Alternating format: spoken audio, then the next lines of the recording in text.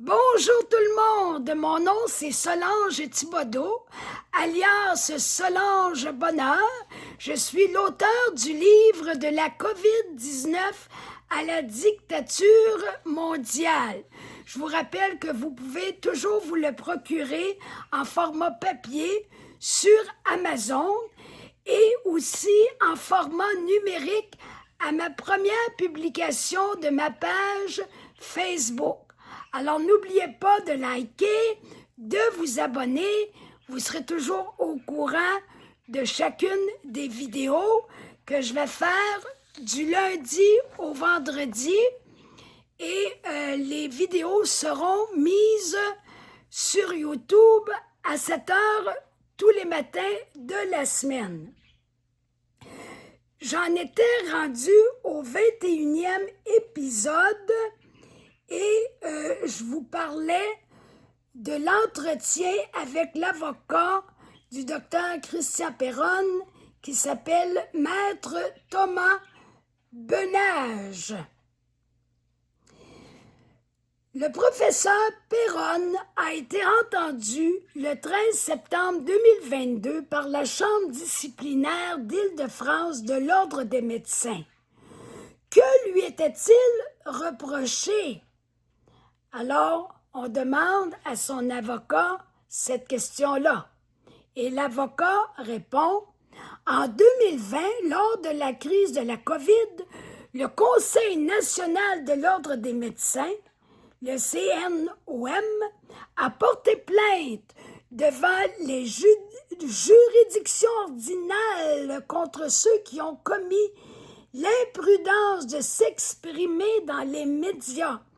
Il lui était reproché d'avoir critiqué l'action du gouvernement et l'industrie pharmaceutique ainsi que l'action de certains confrères.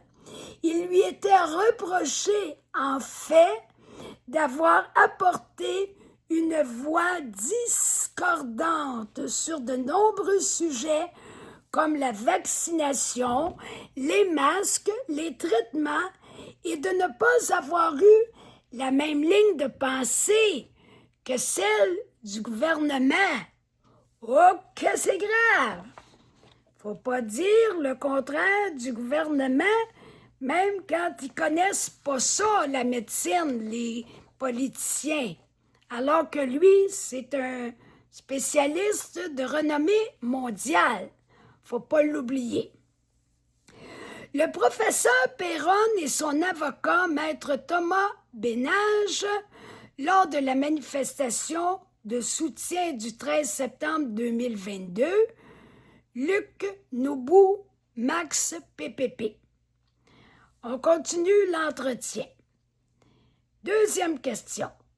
Quelles sont les motivations de la Chambre disciplinaire pour blanchir le professeur Perron? Réponse. La Chambre disciplinaire a suivi l'intégralité de mes arguments en défense. J'avais dit que si le professeur Perron, qui est un infectiologue reconnu internationalement, ne peut pas critiquer l'action du gouvernement, qui peut le faire? Si le meilleur ne peut pas parler, qui va pouvoir mettre un holà à la folie? En France, les politiques, les syndicats, les journalistes peuvent critiquer l'action du gouvernement. Mais si l'on empêche les spécialistes les mieux placés, écoutez l'expression, là, les spécialistes les mieux placés pour apprécier une politique de santé publique de s'exprimer, cela fait courir un véritable danger sur la liberté d'expression. Et le débat, pas le débat, mais le débat démocratique. La Chambre disciplinaire m'a totalement suivi. La décision de la Chambre est d'une limpidité absolue, comme le montre cet extrait. Dr Perron, spécialiste internationalement reconnu comme un expert dans le domaine de l'infectiologie, était le mieux à même de comprendre les enjeux de santé publique. S'il s'est exprimé dans la presse sur l'action du gouvernement et sur l'industrie pharmaceutique, ainsi qu'il était légitime de le faire et en avait même l'obligation dans ce domaine qui relevait de sa compétence, il s'est borné à porter publiquement, mais sans invective, une voix discordante sur un sujet d'intérêt général. Ça concernait tout le monde, sa planète. Ça s'appelle-tu un sujet général, ça? Je pense que oui. Ça veut dire qu'il ne pouvait pas se taire. C'est clair comme de l'eau de roche. Il ne pouvait pas se taire, même si ça déplaît. La vérité est la vérité, que ça plaise ou non. Vidéo, beurre, pas du beurre, mais B-E-U-R, FM. J'avais le devoir de parler. Ça, c'est Dr. Perron qui dit ça, là. C'était placé le 2 novembre 2022 sur Crowd Bunker. Pourquoi la Chambre disciplinaire estime-t-elle que le professeur Perron n'est pas anti-vax? Une autre question. Réponse. Le CNOM a produit lors de l'audience des interviews du professeur Perron où il expose son point de vue sur la campagne vaccinale et la Chambre disciplinaire a considéré que ce n'était pas un discours anti-vax. La Chambre disciplinaire est composée de médecins et de magistrats de l'ordre administratif. Et le professeur Perron a bien précisé pendant l'audience qu'il avait participé à de nombreuses campagnes de promotion de la vaccination.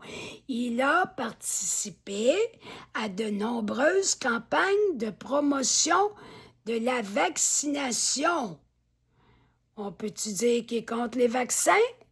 Ça serait pas très cohérent ni logique.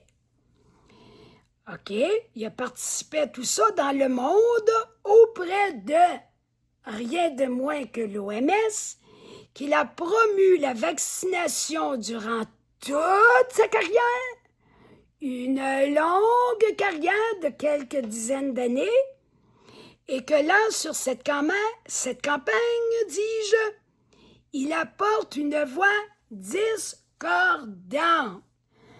Là, le docteur Perron, il dit le supposé vaccin COVID, il n'est pas comme les autres vaccins. Alors, je n'ai pas la même opinion par rapport à ce pseudo-vaccin.